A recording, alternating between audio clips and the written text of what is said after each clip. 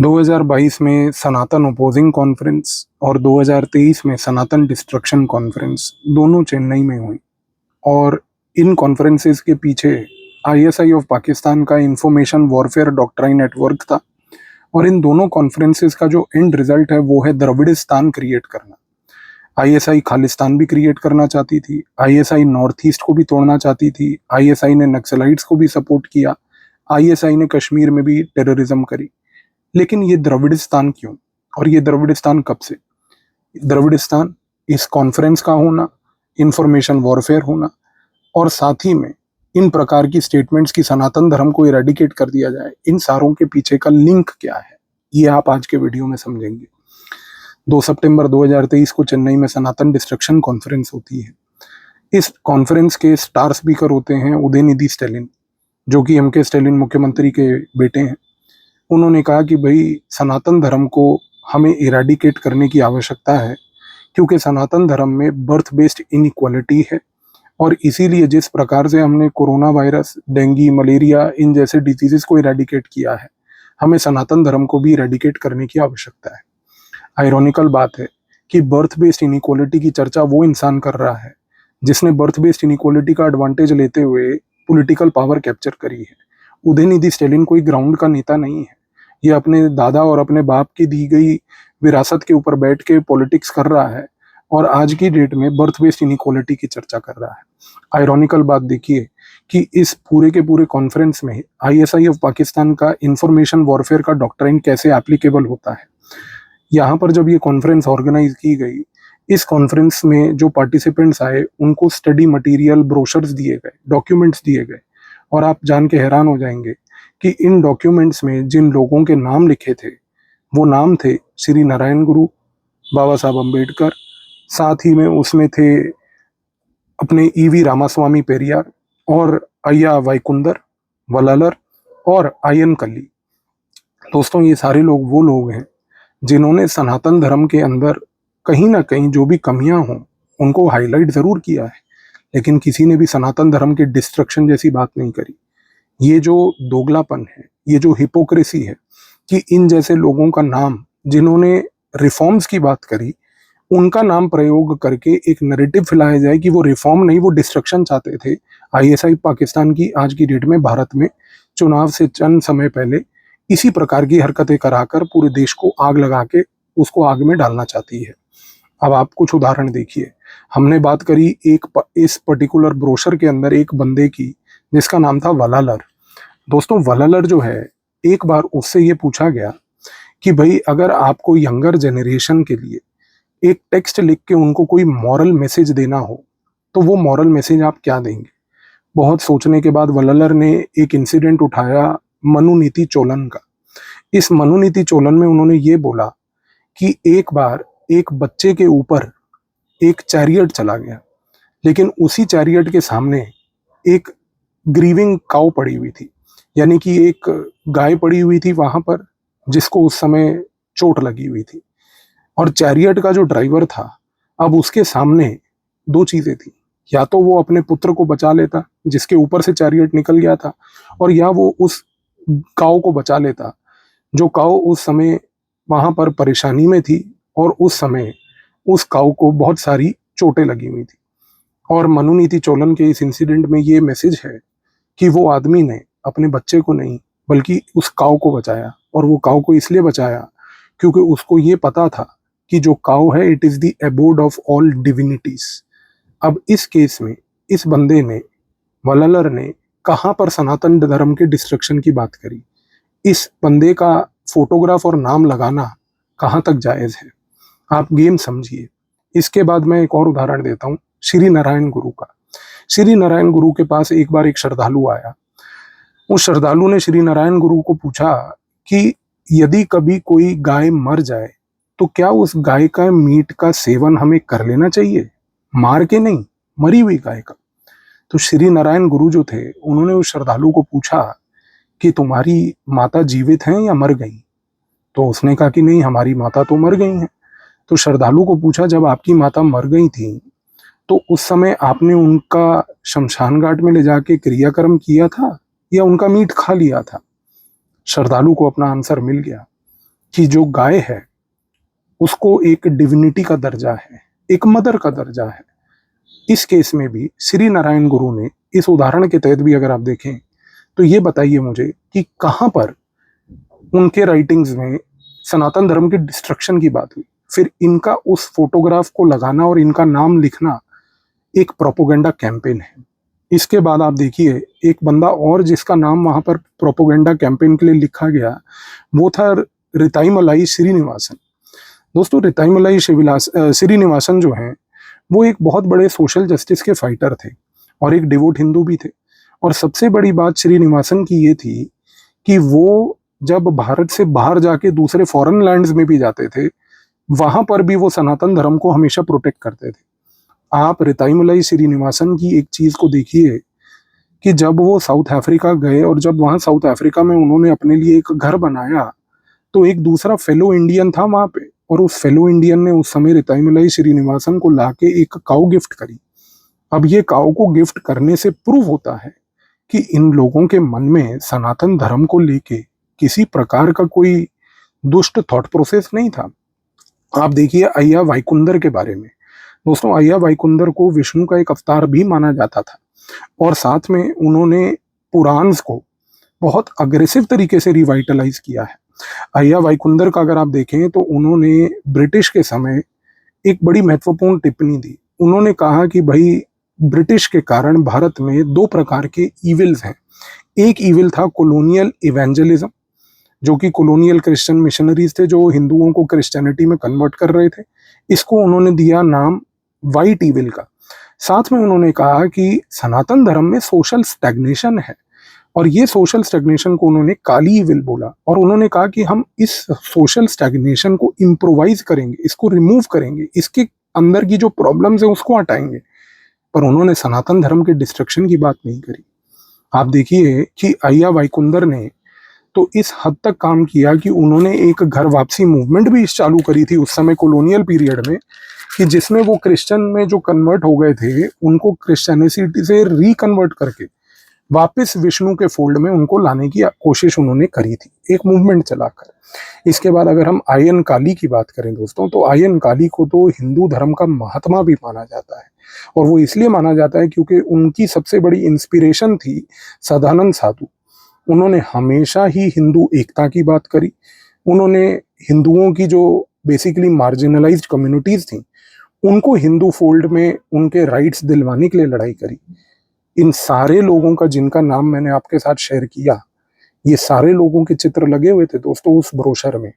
और ये सारे लोगों के चित्र लगाकर एक मैसेज ये देने की कोशिश की जा रही थी पार्टिसिपेंट्स को कि सनातन धर्म के डिस्ट्रक्शन के पीछे ये सारे लोग हैं। पर दोस्तों ये ऐसी हरकत कर क्यों रहे हैं? क्योंकि आपको एक चीज समझनी है, ये जो द्रविडियंस हैं इनका यहाँ पर एजेंडा क्या है। इनका एजेंडा अगर आप देखें तो एक ही सिंपल पॉइंट, सिंगल एजेंडा है कि one clan one God. One clan one God आज की डेट में इब्राहिमिक रिलीजन्स में है, इस्लाम में है, क्रिश्चियनिटी में है, लेकिन सनातन धर्म में नहीं है। लेकिन सनातन धर्म में इस चीज का इम्पोजिशन करना कि वन क्लैन वन गॉड हो, ये एजेंडा तो खैर मुगलों के समय से चलता आ रहा है। ना मुगल काम करके इसमें सक्सीड कर पाए, ना ही ब्रिटिश इस काम में काम कुछ करके सक्सीड कर पाए। दोनों के दोनों ऐतिहासिक तौर पे आज की डेट में इतिहास के डस्टबिनों में पड़े हैं।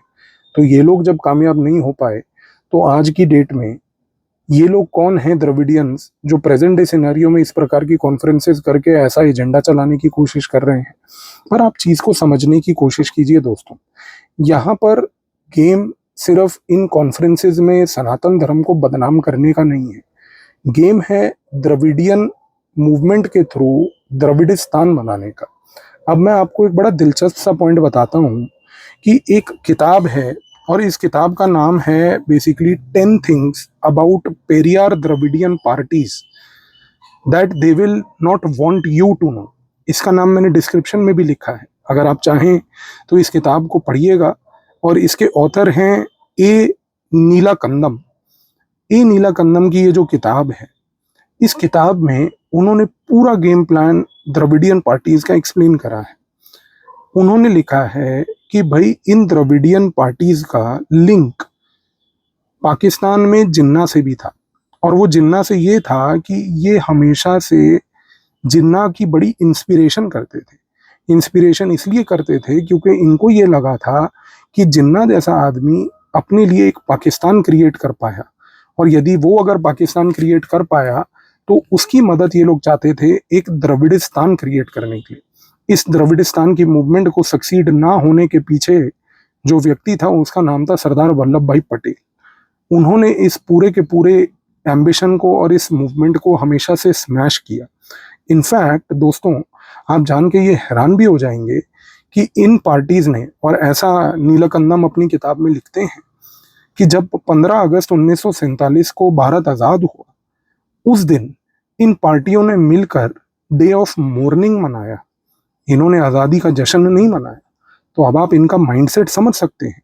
साथ ही में आप देखिए कि इनका हमेशा से एजेंडा ब्रिटिश का एजेंडा था, और ये हमेशा से, अब आप समझेंगे जो मैं बोलूँगा, ये एक चीज़ चाहते थे कि भैया तमिल लैंग्वेज को भी सेकंड लैंग्वेज बना के प्राइमरी लैंग्वेज हमेशा से इंग्लिश हो।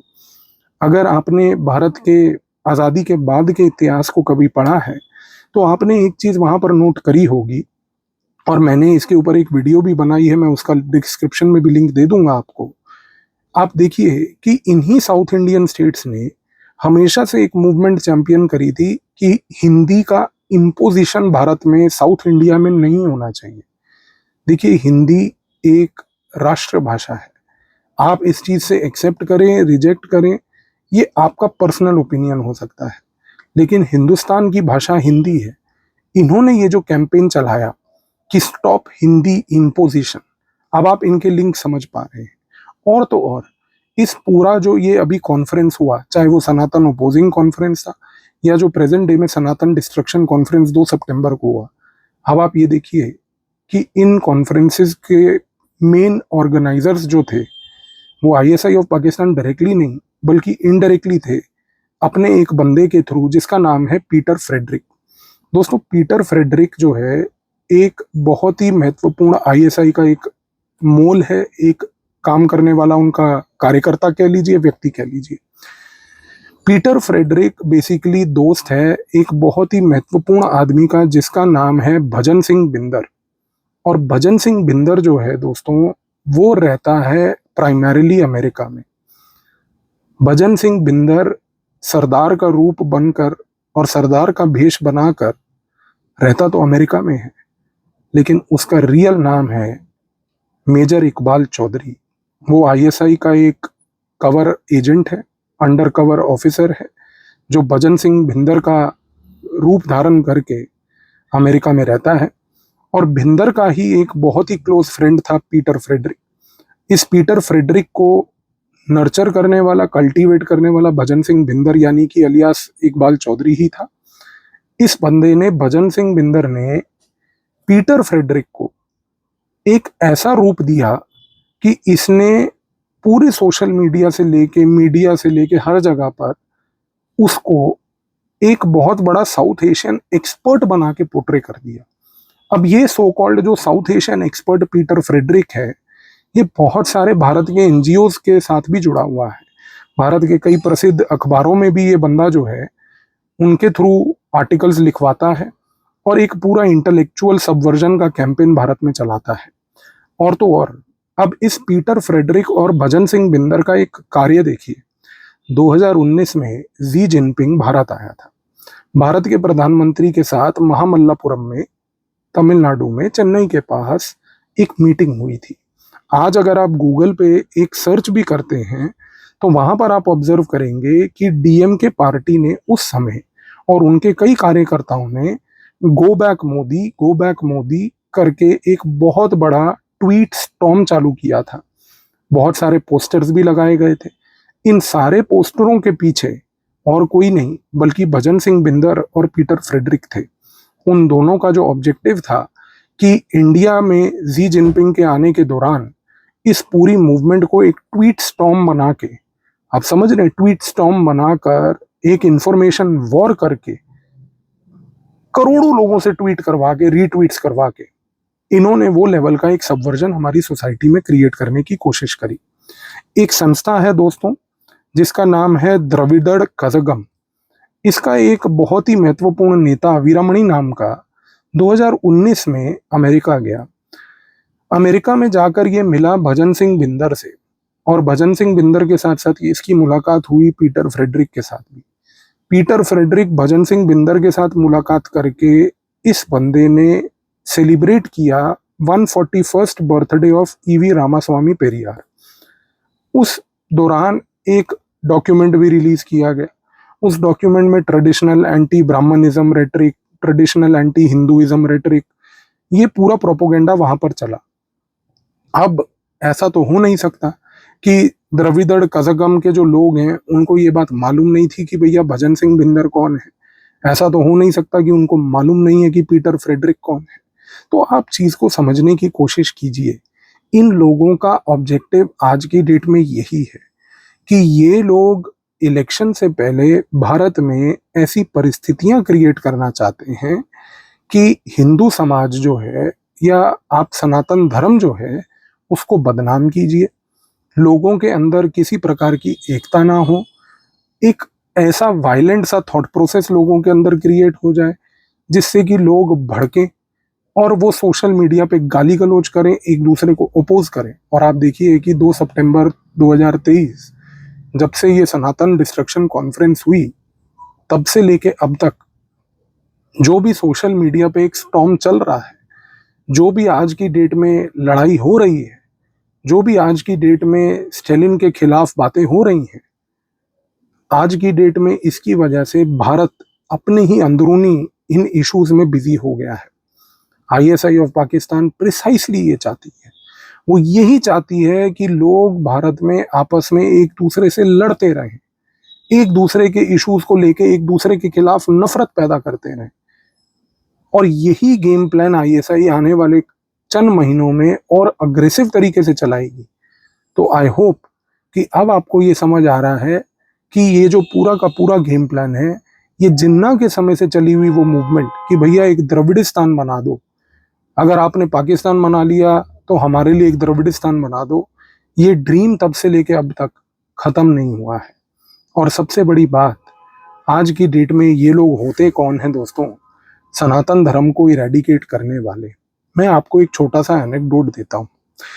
1954 में तिब्बत में जब चाइना की आर्मी, पीपल्स लिबरेशन आर्मी ने तिब्बत के ऊपर आक्रमण कर लिया, उस समय भारत में नेहरू की सहमति के कारण सीआईए के बहुत सारे अधिकारी भारत में थे। मैं एक सेपरेट वीडियो आपके साथ बनाऊंगा और नवंबर के महीने में उसके ऊपर मैं रिसर्च कर रहा हूं। अभी एक वीडियो लेके आऊंगा जिसमें आपको ये सीआईए नेहरू नेक्सस पूरा एक्सप्लेन करूंगा कि जिसकी वजह से भारत को एक ह्यूमिलिएटिंग 1962 की डिफीट देखनी पड़ी। उस समय 1954 में 1962 से पहले की ये जो परिस्थिति थी, 1954 में दोस्तों 1954 में जब चाइना ने तिब्बत पर आक्रमण किया, उस समय भारत के अंदर जो सीआईए के लोग थे उन्होंने तुरंत तिब्बतियंस को गुरिल्ला वॉरफेयर करने में इनकरेज करना शुरू कर दिया। अब इनको गुरिल्ला वॉरफेयर में इनकरेज कराने के लिए, लड़ाई करवाने के लिए नेपाल से ट्रेनिंग दी जा रही थी। नेपाल के साथ साथ उत्तराखंड, जो आज की डेट में उत्तराखंड है, उधर के भी कई इलाके और हिमाचल के कई इलाकों से सीआईए के अधिकारी जो हैं तिब्बतियंस को इनकरेज कर रहे थे वायलेंस करने के लिए। अब उसी समय की बात है कि एक तिब्बतियन बुद्धिस्ट मॉन्क जो था, एक सीआईए के अधिकारी के पास आया और उसने एक सीआईए के अधिकारी को एक संदूक का डब्बा दिया। उस संदूक के डब्बे को बोला कि इसको आप ध्यान से संभाल के रखिएगा। आप सोचिए कि जब वो बंदा संदूक दे के निकला, उसके चंद घंटों के बाद उस तिब्बतियन बुद्धिस्ट मॉन्क को मार दिया गया। अब सीआईए का वो अधिकारी संदूक लेके आ तो गया भारत, उसने आके भारत में उस समय अमेरिका के राजदूत यानी कि एम्बेसडर को ये बात भी बताई कि मुझे ये संदूक दिया गया है। अमेरिका ने तुरंत वो संदूक को डिप्लोमेटिक बैग में डालकर बाहर भेज के अमेरिका भेज दिया। संदूक अमेरिका पहुंचा। जब अमेरिका पहुंचा तो उस संदूक को खोला गया और आप जान के हैरान होंगे दोस्तों कि उस संदूक में जैसे ही उसको खोला गया तो एक भगवान विष्णु की मूर्ति मिली और कुछ मैन्युस्क्रिप्ट्स मिले। जब उस भगवान विष्णु की मूर्ति को रेडियो कार्बन डेटिंग करवाने के लिए उन्होंने यूनिवर्सिटी ऑफ कैलिफोर्निया में भेजा तो रेडियो कार्बन डेटिंग के बाद मालूम चला कि भगवान विष्णु की ये जो मूर्ति थी ये 28,400 साल पुरानी है। दोस्तों, इससे ये चीज तो तय हो ही जाती है कि सनातन धर्म जो है 28,400 साल, चाहे वो उस समय का हो या ना हो, इतना तय है कि कायनात के क्रिएशन से, इंसानियत के क्रिएशन से लेके आज तक टिका हुआ है। और जब सनातन धर्म 28,400 साल तक भी अगर रह सकता है, तो ये जो कॉन्फ्रेंसेज आईएसआई करा रही है और ये जैसे लोग जो खड़े होकर बोल रहे हैं, इनके कहने से सनातन धर्म को कुछ नहीं होने वाला। सनातन धर्म यही था, यही है और यही रहेगा। धन्यवाद।